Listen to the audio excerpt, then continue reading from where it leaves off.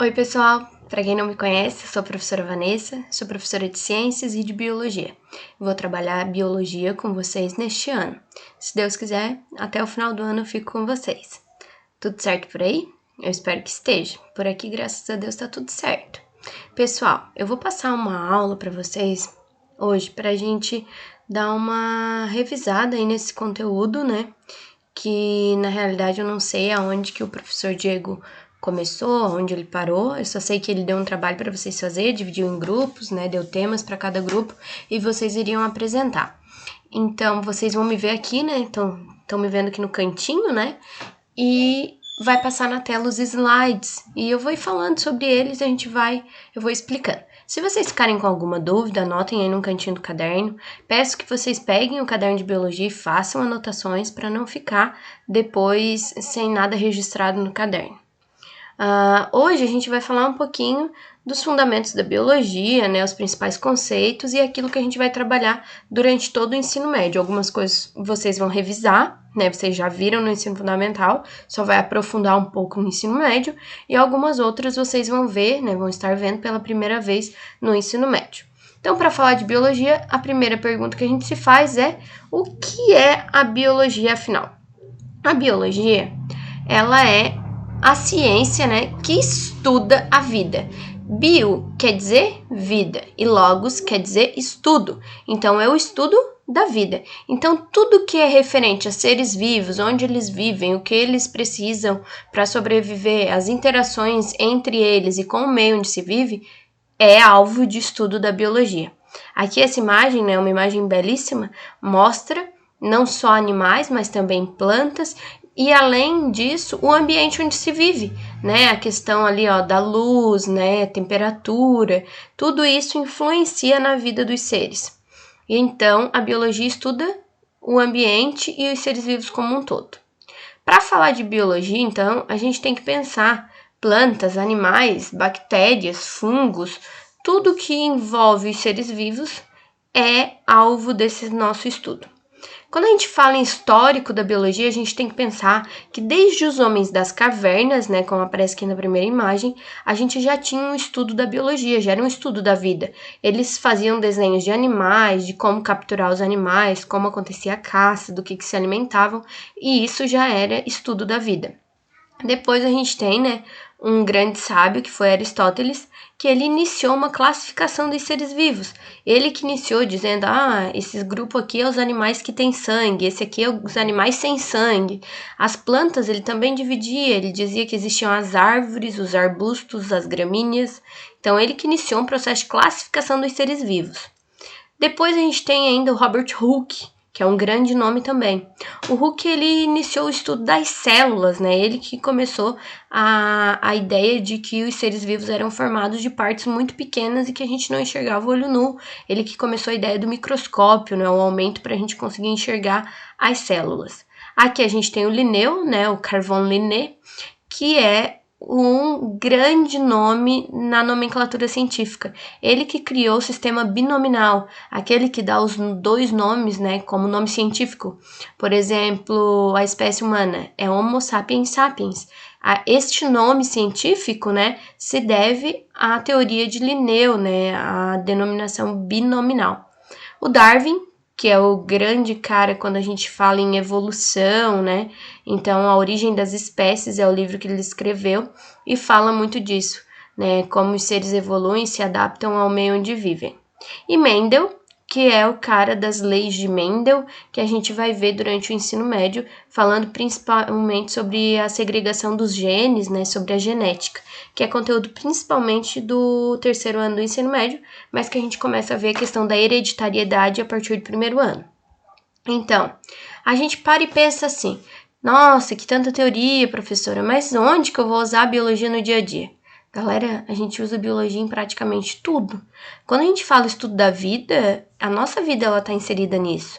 Então, a gente tem que pensar que a biologia ela é conhecimento principalmente para mudar os nossos hábitos. A gente cria hábitos saudáveis a partir do estudo da biologia, né? A gente entende como que o nosso corpo funciona, a gente entende como as plantas, os animais, como que o ambiente ele deve ter essa atmosfera no nosso entorno, como que a gente deve regrar os nossos hábitos.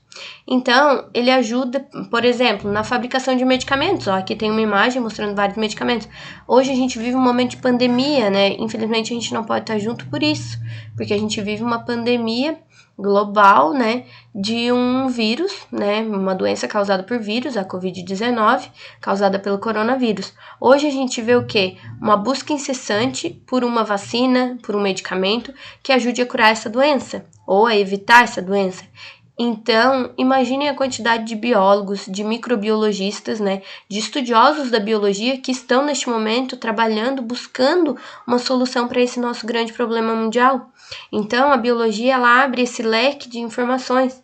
A questão da indústria, né, dos processos químicos, físicos, biológicos que são feitos para manter um alimento conservado, né, para que ele não estrague nas prateleiras do supermercado antes da data de validade. Aqui também avanços na medicina, na agricultura, na farmácia, na odontologia. Tudo isso se deve à biologia. A biologia estuda, por exemplo, o solo, né? Por que esse solo ele não está produzindo bem? Eu vou ter que colocar o quê? Vou ter que colocar adubo, calcário, ureia, né? É através do estudo da biologia do solo que a gente consegue equilibrar e ter bons frutos da agricultura. Também existe uma parte meio conflituosa, né, do estudo da biologia. Por quê? Porque permite, por exemplo, na engenharia genética, a modificação de genes e a produção de alimentos transgênicos, né? A soja, há um tempo atrás, foi muito criticado a produção da soja, por quê? Porque em laboratório, né, alguns biólogos conseguiram mudar, né, alguns genes e a soja ela ficou mais resistente, então ela passa a não pegar tantas pragas e não ser alvo tão fácil de insetos, de fungos, e ela consegue produzir mais. Isso é bom para o agricultor, porque ele fatura mais, né, galera? Ele produz mais, e também é bom para a questão da alimentação mundial, porque quanto mais alimento, mais gente pode ser alimentada. Só que isso pode também trazer impactos e existe muitas críticas em cima dessa mudança, porque as coisas não são como elas eram naturalmente, né? Elas foram modificadas. A questão da preservação, né, dos recursos ambientais, aqui a gente tem um rio, né, cheio de lixo, então é um recurso, né, a água é um recurso, é um bem de todos, é um bem da humanidade, mas nesse momento aqui a gente percebe o quê? Que não está sendo, né, preservada, cuidada, e aqui traz uma imagem para a gente refletir principalmente a questão da sustentabilidade. A sustentabilidade nada mais é do que a gente conseguir utilizar hoje algo para o nosso benefício e manter esse benefício disponível para as próximas gerações, para os nossos filhos, para os nossos netos, para os nossos bisnetos, eles também terem as mesmas coisas que eu tenho hoje. Eu tenho água vinda do rio, né? Então, daqui 3, 4 gerações, eles também terem a possibilidade de captar água do rio para usarem no seu dia a dia. Então, isso é desenvolvimento sustentável. É eu conseguir crescer hoje, eu ter o meu dinheiro hoje, eu conseguir girar a economia hoje, mas também garantir que no futuro as próximas gerações também consigam, que eles também tenham os mesmos direitos de acesso que a gente tem hoje. Então, isso é uma questão bem pertinente, né, para a gente poder pensar um pouquinho. A biologia, ela estuda várias áreas, né? Ela tem várias subdivisões. Ela é muito ampla, né? Então, a gente estuda um pouquinho de tudo. Então, aqui, vamos conversar um pouquinho sobre essas subdivisões, né? Que vocês vão ver ao longo dos 3 anos do ensino médio. A morfologia, ela estuda a forma, né? E a função, né? Então, a forma e a função do quê? Das células, né? Citologia, que é o estudo das células, a histologia, que é o estudo dos tecidos, e a anatomia, que é o estudo das estruturas do organismo, dos órgãos, principalmente, né? Então, célula, os tecidos e os órgãos são estudados dentro da morfologia, principalmente a sua forma, como que eles são. A embriologia, ela estuda a questão do embrião, desenvolvimento embrionário. Desde a fecundação do óvulo pelo espermatozoide, começa a se dividir em células, né? A célula ovo, a nossa primeira célula, ela começa a se dividir formando várias células que formam tecidos, que formam órgãos e dão origem ao organismo humano. Esse processo passa por várias fases, é o desenvolvimento embrionário, e isso é o alvo de estudo da embriologia. A taxonomia ela estuda os táxons, né, ou seja, as divisões, as classificações dos seres vivos. Aqui a gente tem plantas, animais. A fisiologia, ela estuda o funcionamento, como que funciona os órgãos, como que funcionam os sistemas, como que funcionam, por exemplo, o sistema da fotossíntese lá na planta. Então, isso dentro de todos os tipos de seres vivos. Pode ser plantas, animais, fungos, né? Qualquer ser vivo. A genética, ela vai estudar os genes, né? O nosso DNA, o nosso código genético e como que ele é herdado através, né, dos nossos ancestrais, dos nossos pais. E também, principalmente, as doenças que são associadas à genética, né? As síndromes. A evolução, que trata do passado, né, dos seres e como eles tiveram a capacidade de evoluir, né, o ser humano teria vindo do macaco, como que evoluiu, né, por que evoluiu para se adaptar ao ambiente onde vive. As plantas também, né, a gente tem aqui briófitas que evoluem e formam pteridófitas que evoluem e formam gimnospermas e as gimnospermas que evoluem dando origem às angiospermas. Então a gente tem plantas desde as mais simples até as mais derivadas. Mas por que isso acontece, né? Por que a evolução ela é tão importante? A paleontologia, a paleo quer dizer antigo, então é o estudo das coisas antigas, então dos seres mais antigos, né? A gente tem aqui o exemplo dos fósseis dos dinossauros, dos trilobitas, a questão do âmbar, né, que conservou insetos e até pequenos animais vertebrados. Então, assim, ó, a paleonto vai estudar principalmente através de fósseis, registros do passado. Não são seres que estão aqui agora, mas sim que foram, vamos dizer assim, guardados, né? Eles foram registrados principalmente em rochas e a gente consegue, através desses registros, estudar o passado. A ecologia, que é extremamente importante, por quê? Porque ecologia é o estudo do oikos, né? O oikos é a nossa casa, então é o estudo do lugar onde a gente vive, do meio, do ambiente. Então ela vai estudar todas as relações dos seres vivos entre eles e também deles com o ambiente. A gente também estuda dentro da biologia no ensino médio a composição química dos seres vivos. Como que são formados os seres vivos? Então a gente tem dois tipos de componentes, os compostos inorgânicos, que são aqueles que não advêm de seres vivos, né, são naturais, são do ambiente, por exemplo, a água, os minerais que são do solo, e os componentes orgânicos, aqueles que vêm de algum ser vivo. Por exemplo, os carboidratos, que no geral são plantas, né, os lipídios, que são as gorduras, que pode ser vegetal ou animal, as proteínas, que na maioria dos casos são proteínas animal, né, mas tem também proteína vegetal, os ácidos nucleicos, que são o DNA, RNA, o código genético, né, dentro dos seres vivos, e as vitaminas, que no geral estão presentes nas plantas. Certo, galera? Então, isso é que vai compor os seres vivos. A gente fala ainda que os seres vivos são formados de células, né? Principal característica para eu dizer que é um ser vivo é formado por células. Então, as células, elas podem ser do tipo procarionte, aquelas que não têm núcleo definido, aquelas que são muito simples, que são as células das bactérias e das algas azuis, né? As cianobactérias. E pode ser, como essa aqui que está na tela aí para vocês, uma célula eucarionte, que é uma célula com um núcleo definido, aqui no meio vocês estão vendo, ó, essa membrana que envolve o núcleo, a carioteca, é o que dá o nome de eucarionte para essa célula. Então, as células eucariontes são formadas por membrana plasmática, citoplasma, que é a parte gelatinosa, e o núcleo, que é onde guarda todo o material genético. Essa estrutura celular é que vai dar o nome dos seres vivos, né? Então, a célula animal, a célula vegetal ou a célula procarionte lá, no caso das bactérias, né? Uma observação bem importante é que os vírus, eles não são considerados seres vivos porque eles não são formados de células, né? Então, eles são acelulares. Eles são formados apenas por uma cápsula de proteína que envolve material genético. Esse material genético pode ser RNA ou DNA. Aqui a gente tem uma ideia mais ou menos de todos os seres vivos, né? Nesse caso estão divididos nos 5 reinos dos seres vivos. Reino Monera, das bactérias e cianobactérias, seres procariontes muito antigos. Depois a gente tem os protistas, né? As algas e os protozoários. e depois deriva em 3 grandes ramos, que são os fungos, as plantas e o reino dos animais. A gente pode também falar dos 3 domínios, né? Não usando os reinos e usando sim os domínios. O eucária, bactéria, né? E eubactéria. Então, a gente tem aqui também os níveis de organização desses seres vivos, né? A composição, os átomos são as partes menores, né? A menor parte da matéria que existe são os átomos.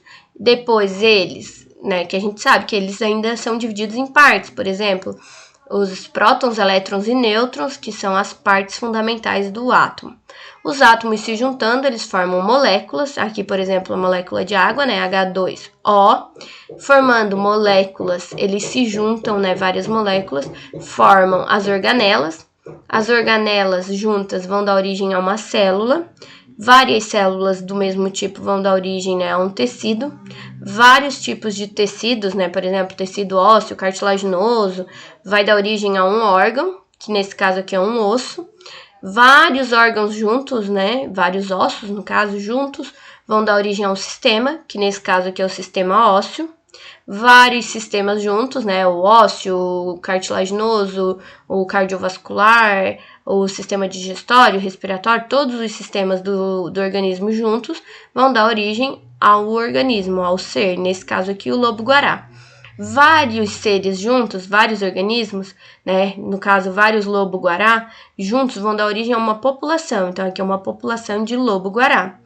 Várias populações juntas, elas vão dar origem a uma comunidade, então aqui a gente vai ter lobo-guará, vai ter plantas, vai ter outros animais, eles juntos vão formar uma comunidade. Várias comunidades juntas vão formar um ecossistema, por exemplo, o ecossistema da Mata Atlântica, o ecossistema do Pantanal, né, e assim vai. Todos os ecossistemas do planeta Terra juntos, eles vão formar a biosfera.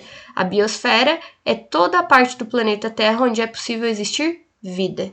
E assim a gente fecha os níveis de organização dos seres vivos no planeta Terra. São coisas que vocês já viram, né, no ensino fundamental, mas que a gente tem que dar uma revisada. A reprodução. Então, esses seres vivos, eles têm capacidade de se reproduzir. Se reproduzir é o quê? É gerar descendentes que sejam capazes de também se reproduzir, descendentes férteis. Então, né, a reprodução ela pode ser assexuada, quando não existe a formação de gametas, né, simplesmente se divide ou forma cópias de si mesmo, como é o caso da bipartição aqui, ó, o caso das bactérias, se dividem em duas, né, uma se divide em duas e assim vai. Aqui a produção de esporos, né, que libera no ambiente, cai no solo, vai formar um novo indivíduo. Ou aqui no caso de algas, né, que vão também se dividindo e vão formar novos indivíduos. Ou reprodução sexuada, onde existe a união de gametas. Então, a gente vai ter um óvulo fecundado por espermatozoide e daí sim a gente vai ter a formação de um novo indivíduo. Aqui tem uma chargezinha para vocês lerem, né, só para dar uma descontraída, né, porque a gente sempre se pergunta de onde vêm os bebês. E aqui tem uma charge do Calvin, né, e do Haroldo, falando que ele veio de Taiwan, né? Ele veio de onde veio a camiseta dele ali. Na realidade, né? Todos sabemos que viemos da união dos gametas masculino e feminino. Por mais estranho que pareça, o pai e a mãe tiveram uma relação sexual e eles tiveram ali trocas de gametas, né? O pai doou os seus espermatozoides, fecundou o óvulo da mãe e formou a nossa primeira célula, chamada célula-ovo, que foi se desenvolvendo, formando um embrião e deu origem ao bebezinho lindo que vocês foram um dia e que eu também fui. Então, os seres vivos também têm capacidade de reagir a estímulos. Eles respondem, né, aos estímulos do ambiente. Não só as plantas, né, aqui tem um exemplo de planta, aquela não me toque, que a gente encosta e ela se fecha, né, mas também nós, seres humanos, os animais, quando o ambiente ele dá um estímulo, a gente reage de forma positiva ou negativa, mas a gente reage. O crescimento também, né, o aumento, os seres vivos sempre vão ter uma forma de crescimento, vai aumentar o volume, o tamanho das células ou o número de células e vai acontecer um crescimento desses seres. O metabolismo, né, que são as reações químicas que vão manter o corpo funcionando, o organismo daquele ser vivo funcionando. Pode ser anabolismo ou catabolismo, que são com ganho ou com perda de energia, certo?